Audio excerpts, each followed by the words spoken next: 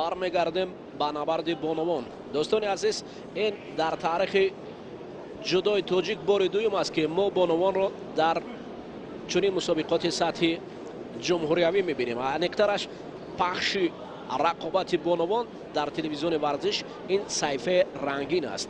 махсусан бонувоне ки имрӯз дар набард баҳри ба даст овардани медори тилло талош мекунад. дар инҷо бубинед сиёнаги пон шоҳида қаландарова. ҳоло фурсат барои муаррифӣ нашуд ки рақибро ин шоҳидае ки ҷоизадори чемпионати осиё ва бонуе ки дар як фурсати кӯтоҳтарин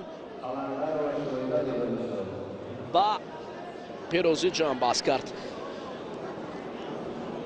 имрӯз мо борҳо аз набарди паҳлавонони мардум гуфтем. ҳолати такрорро бубинед чӣ гуна зебо ва шуҷоъ.